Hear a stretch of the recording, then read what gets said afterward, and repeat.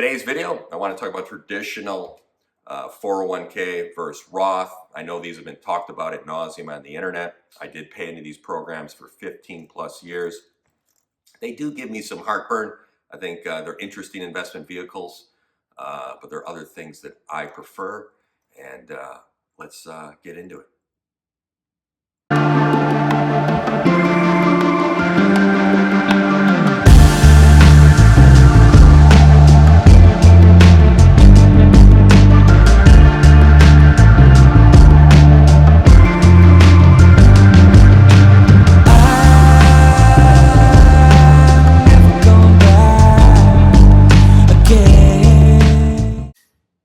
So you're a great stock picker. You really know how to analyze those trend lines on those graphs. If you don't know the ins and outs of what type of accounts to keep your money and manage your personal finances, you're not going to get the best bang for your buck.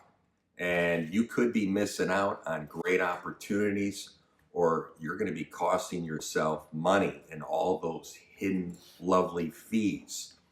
So 401k or Roth, put the money in a Roth or a regular account.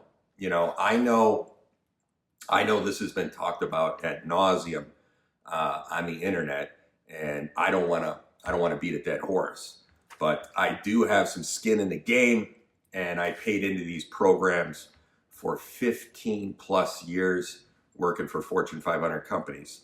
So I'm of the opinion you're not going to get rich off your 401k. Not a big fan. You work for a company that offers the program, absolutely 100% take advantage of the match. Why not? So an example, like way back in the day, I had about 18K in my 401k. I took 15K out and borrowed 15K from my dad to buy my first property. And I took a credit card cash advance and put monies back in my 401k. 45, 50 days later, I didn't get a penalty, and I transferred the balance to a 0% interest credit card for 18 months, and I paid it off. I paid $164,000 for my first property in West Hollywood, California. I sold it 9 months later for $296K. Are you going to get that type of return in your 401k? What about in 2008 when everyone lost their 401ks? We all remember that. You know, let me tell you this right now. Remember, they're coming after your 401ks and pensions. The elephant in the room for the elite is the trillions in the 401ks and pensions. And even if that's not the case, you know, it will crash again. And I personally would rather have my money in a building that is cash flowing, and I don't care if it goes down in value if we have a real estate crash. Ladies and gentlemen, and I know this has been talked about ad nauseum, but I've always said this, it is about the cash flow, 100%. Who cares about the value of the building? Is it cash flowing? So, and are you paying it down? So, for example, when I left my last corporate job, I cashed out my traditional 401k and bought a building that is now worth $800K more in 4 years. I also started a Roth IRA 9 years ago on my own. So I've always said the stock market is like water and real estate is like boulders. You know, I want to be able to touch my asset, not have to drive to the Apple Corporation headquarters and look at my stock and say, what a beautiful building. So I'm a big believer, and I've said this ad nauseum, in real estate and Bitcoin over the stock market. However, with that said, I still invest in the stock market and have about 40% of my monies in the market. You know, in the family of financial planning products, the Roth individual retirement account, the IRA, you know, sometimes looks like the cool younger brother of the traditional IRA. Indeed, the Roth version, it was first introduced in 1997, offers a number of attractive features that the standard sibling lacks. You know, the absence of required minimum distributions, RMDs, plus the flexibility to withdraw money prior to retirement without penalties. So both IRAs are similar. You know, the Roth IRA is similar to traditional IRAs with The biggest distinction between the two being how they are taxed. The Roth IRAs are funded with after-tax dollars. This means that the contributions are not tax deductible, but once you start withdrawing the funds, the money is tax-free. Now, conversely, the traditional IRA deposits are generally made with pre-tax dollars, so you usually get a tax deduction on your contribution and pay income tax when you withdraw the money from the account, so during retirement. So with a traditional IRA or 401k, you invest with pre-tax dollars and pay income tax when you take money out in retirement years. So you then pay tax on both the original investments and on on what they've earned. So a Roth does just the opposite. You invest money that's already been taxed at your ordinary rate and withdraw it and its earnings tax-free in retirement. So whenever you want, provided that you had the account for at least 5 years. And they're allowing withdrawals, for example, during the COVID-19. There's some other provisions there right now where you can withdraw the monies in the Roth. So the key takeaways, both the 401k and Roth IRAs allow your savings to grow tax-free.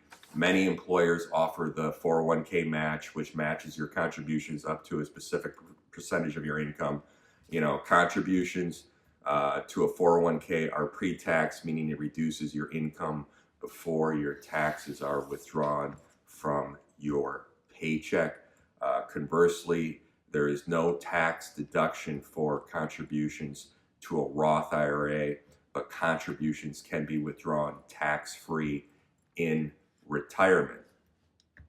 So, retirement distributions from the 401ks are taxed at your then income tax rate, and a Roth IRA is a special individual retirement account where you pay taxes on money going into your account, and then all future withdrawals are tax-free.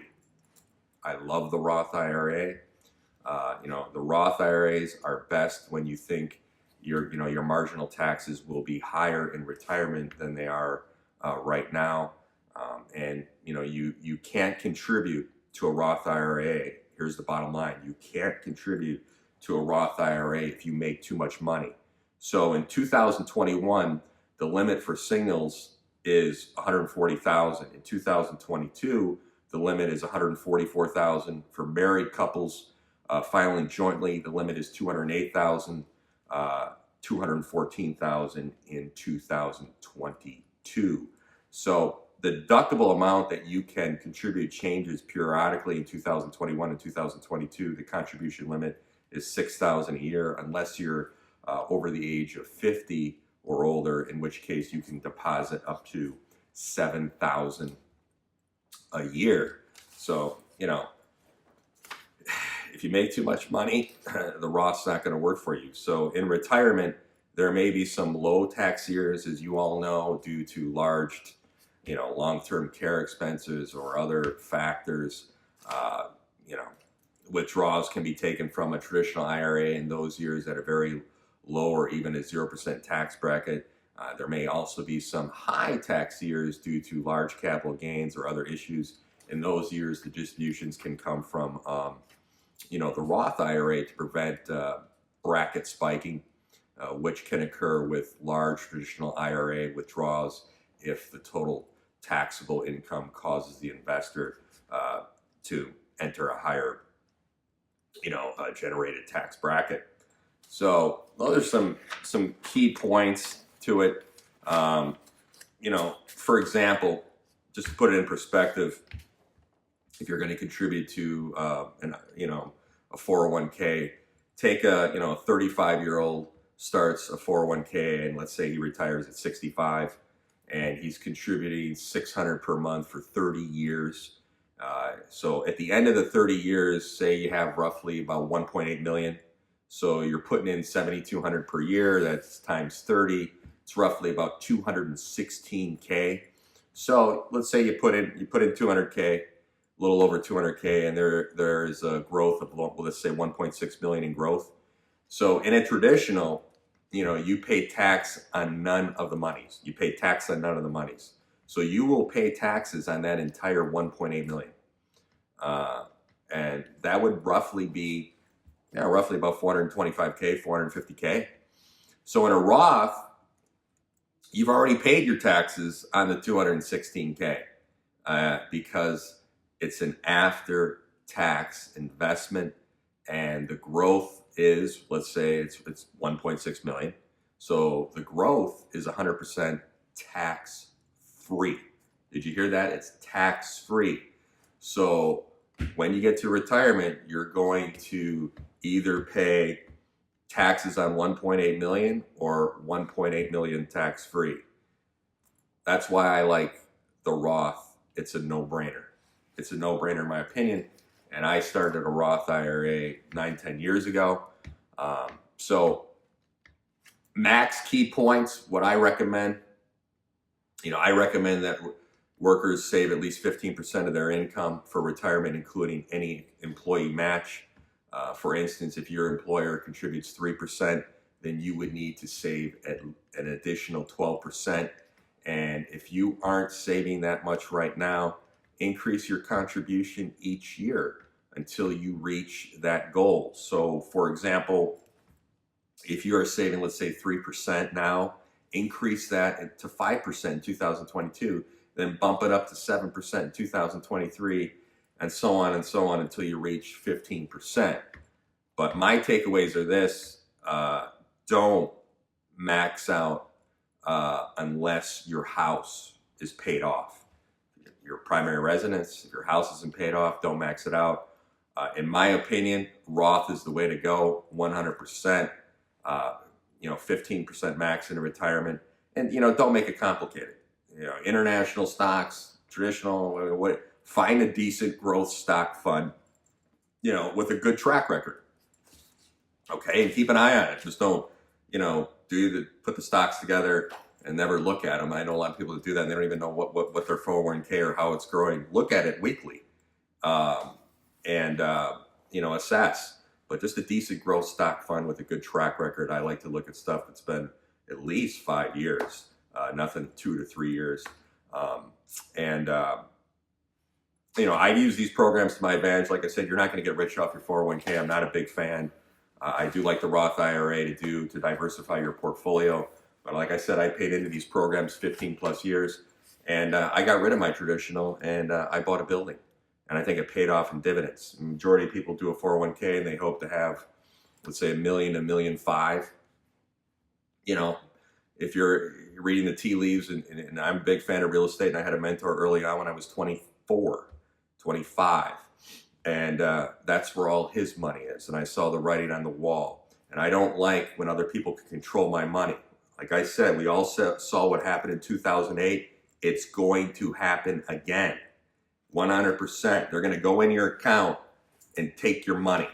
That gives me nerves. I want to own my building. I want to have the title to my building. I want to have the cash flow. And when there's a crash, I don't care that my building might go down in value, which is really not going to happen. And I'm also paying that building down every month with tenant income. And I have cash flow coming in on top of that. So they make me nervous, 401ks, but I see value in putting a little money in your portfolio. I like to play in the stock market. I recommend a Roth IRA. And if you work for a corporation, absolutely take the match. But just watch it and be careful. So that's my perspective. Have a great week.